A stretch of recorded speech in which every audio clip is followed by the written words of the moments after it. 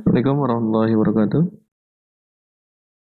Alhamdulillahirrabbilalamin. Wassalatu wassalamu ala asrafil anbiya'i mursalin wa ala alihi washabihi ajma'in amma ba'du.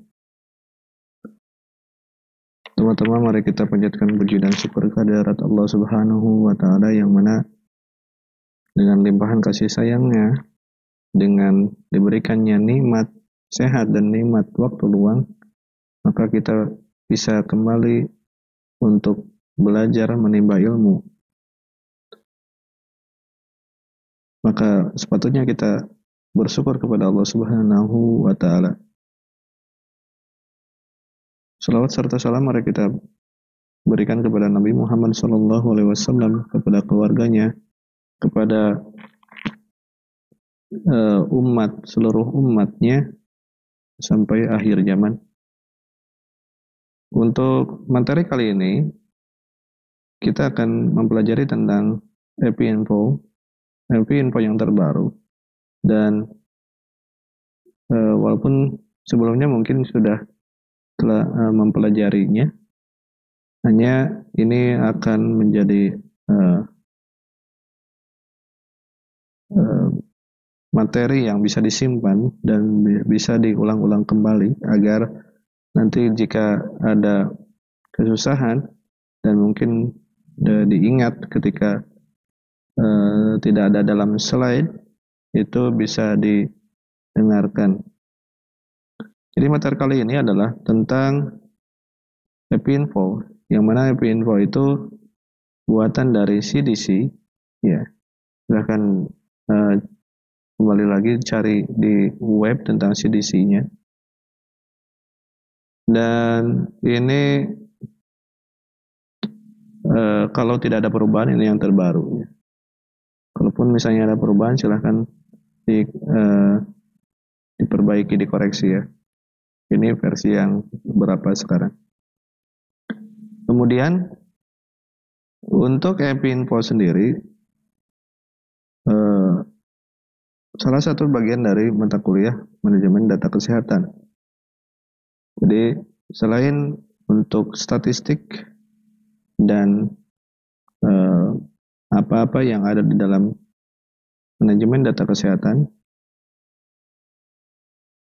EpiInfo bisa menjadi bagian dari collect data, interpretasi data, dan pengambilan keputusan.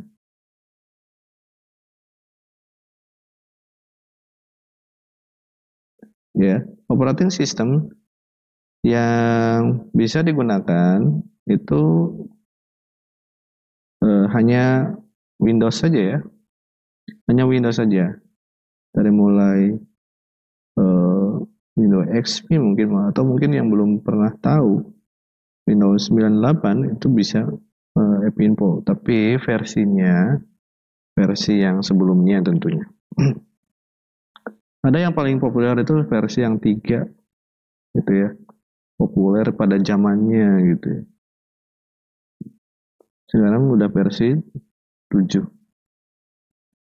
Jadi kalau mempunyai MacBook kemudian menggunakan Linux, ini tidak bisa, ya. Tidak bisa menggunakan EpiInfo. Ini tampilan utama untuk EpiInfo di dalam versi yang 7. Sebenarnya versi di dalam guidance-nya itu kalau misalnya di-download itu versi sebelumnya, ya. Tampilan di awal nggak seperti ini, tapi isinya sebenarnya sama aja. Nah, ini tampilan antarmuka dari tampilan pembuatan template create form, ya, yang ini dari create form. Di sini bisa dilihat, ya, ketika diklik ini maka akan keluar seperti ini. Dan ini, ya, new project sebagai tanda untuk atau icon untuk pembuatan project baru, kemudian open project untuk membuat atau menambah membuka project yang telah dibuat.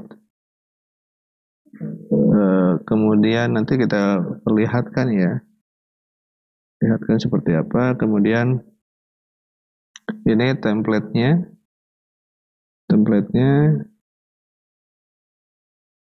di sini artinya ketika di dalam project itu kita ingin melihat project-project yang sudah dibuat ya, yang sudah dibuat di sini, maka bisa dibuka dalam template. Itu seperti itu. Ini ketika membuka atau mengklik new project, tampilannya akan seperti ini. Kemudian kita akan masukkan nama, ya, nama, kemudian nama projectnya, ya, nama projectnya apa. Jadi akan bisa sama dan bisa berbeda dan sepatutnya berbeda ya dengan nama form. Nama project, seyogyanya kita gunakan untuk nama bagian dari project besarnya, misalnya untuk KLB misalnya ya. Kenapa contohnya KLB? Soalnya pada dasarnya EpiInfo dibuat untuk pengambilan data epidemiologis, atau mungkin sekarang untuk COVID-19 ya, itu bisa digunakan seperti ini sebenarnya. Walaupun udah banyak penggunaan data secara langsung, itu ada gugus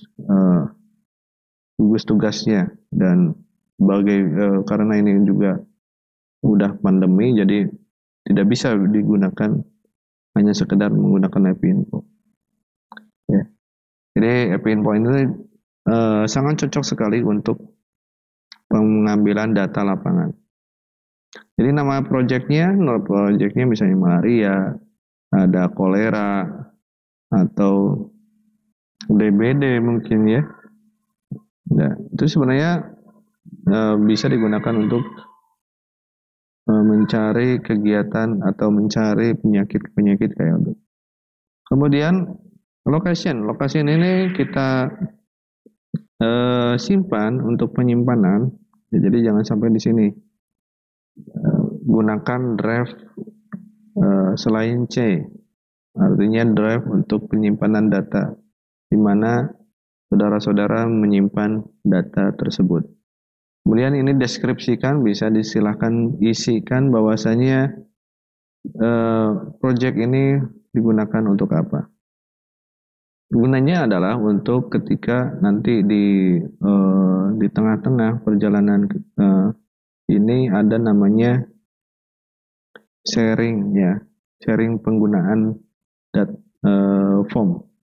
Ya, jadi formnya satu dibuat, tapi pengisiannya adalah bisa di-sharingkan. Kemudian ini nama formnya. Ini nama formnya. Nama formnya misalnya form apa ya? Form untuk kejadian di KLB di mana gitu ya. Atau langsung aja sebenarnya kembali lagi nama project dan nama form ini bisa sama kalau skalanya kecil. Gitu ya. Fill ya, fill EpiInfo. Fill yang bisa digunakan untuk pembuatan form. Jadi, tahapan yang pertama adalah pembuatan form. Ya. Jadi kalau kita ulang kembali ke belakang, kemudian kita kasih tanda aja di sini seperti ini. Ini yang pertama. Kemudian ini yang kedua. Dan yang paling inti adalah 1 dan 2 ini. Dan biasanya 1, 2 langsung loncat ke sini ya, 3.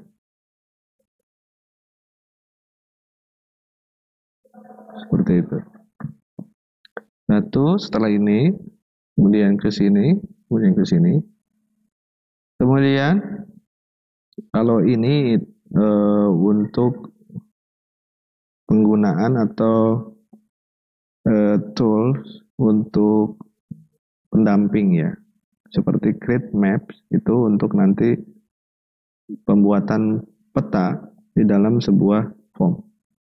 Ya. Jadi pembuatan petanya adalah pembuatan peta di dalam yang sudah bisa, yang sudah didigitasinya, sudah diberikan titik-titiknya. Jadi kalau kita gunakan peta ini, gunakan peta untuk kalau offline itu harus dibuat dulu. Walaupun online, ya, walaupun online, ini basic petanya adalah dari Bing atau mapnya Microsoft, gitu ya. Mapnya Microsoft. Hanya saja terkadang itu harus menggunakan plugin lagi sepertinya, agar si peta tersebut bisa jalan. Oke, kita kembali lagi ke yang tadi. Ini ya.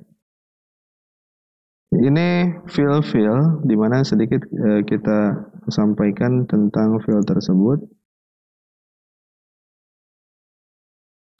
Jadi untuk pembuatan, nah ini kan contohnya DHF ya. Untuk formnya. Jadi ini form, ini page. Nah, ada form, ada page.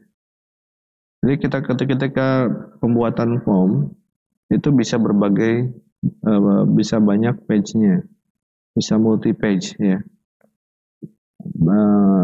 Bagaimana banyak dan sedikitnya fill yang ada di dalam atau data elemen yang ada di dalam form tersebut. Jadi jangan dipaksakan ketika form yang ada itu, jangan dipaksakan dibuat dalam satu lembar, tapi bisa digunakan untuk lembar berikutnya. Seperti itu. Itu juga bisa, misalnya ini survei kasus DHF, kemudian ini form DHF-nya, kemudian ini demografinya, artinya ini bisa terpisah, bisa aja. Nah, kemudian kita lanjut ke fill-nya. Fill-nya itu ada label, ada teks, multi-line. Label itu untuk memberikan nama ataupun judul ya di sana. Ataupun data elemen juga biasanya label sih. Tapi data elemen itu biasanya langsung ada di dalam ininya. Fill tersimpan di dalam fill-nya. Oke.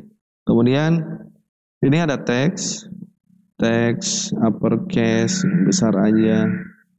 Artinya pengisiannya nanti otomatis besar ya. Multi-line, penggunaan banyak atau berparagraf-paragraf ya. Tapi enggak, ini dibatasi juga. Saya kurang tahu berapa teks. Nanti kita kalau yang bisa tahu silahkan didiskusikan berapa sih sebenarnya multi line, berapa karakter gitu ya. Kemudian number untuk penomboran phone number tuh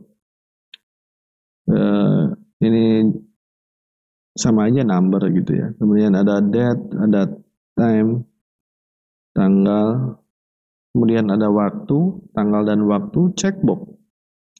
Checkbox ini untuk memilih mana aja yang bisa digunakan lebih dari satu, atau mana aja yang terseleksi lebih dari satu. Ya. Kemudian yes, no, ya dan tidak. Kemudian option. Kalau yes, no itu kalau di dalam algoritma, pelajaran algoritma itu bolehannya ya, bolehan. Kalau tipe data di dalam algoritma di dalam pemrograman itu biasanya boolean gitu. Yes, no. Kemudian option, ada pilihan. Option ini pilihan hanya satu. Dalam listnya dipilih hanya satu. Kemudian command button. Command button ini digunakan untuk pembuatan tombol. Kemudian image digunakan untuk membuat gambar. Mirror itu nanti membuat duplikasi sebenarnya, ya, duplikasi. Tapi view, hanya view aja. Ada grid ya, benar. Grid nanti ada berbentuk kotak-kotak seperti Excel tersebut. Kemudian legal value, common legal itu kode itu hampir sama, hanya spesifikasinya yang atau penggunaannya yang nanti berbeda. Relate, nah ini hampir sama dengan common button, hanya ini berelasi, ya. Kemudian group, nah ini seperti itu ya. Itu menggrupkan satu kesatuan dari berbagai field, dari berbagai data elemen. Jadi seperti itu field-field yang biasa digunakan, ya, yang biasa digunakan seperti itu. Kemudian ada tab order, ya. Ini tab order ini berguna untuk menentukan urutan dari enter data. Nah, ini sebenarnya nanti ya ketika pembuatan, jadi dari sini ke bawah itu nanti macam-macam dari pembuatan API endpoint-nya, ya, dari pembuatan form API endpoint. Oke, mungkin seperti itu dulu. Ya, nanti ini akan dilanjut. Kita akan coba untuk membuat dulu formnya. Ya. Kita akan mencoba dulu membuat formnya. Nanti di video berikutnya akan ditampilkan untuk yang ini, ya. Dan banyak hal lagi sebenarnya dalam tab order tersebut dan lain-lain, ya, masih banyak. Ya, setelah ini kita akan gunakan untuk pembuatan formnya. Terima kasih atas perhatiannya. Assalamualaikum warahmatullahi wabarakatuh.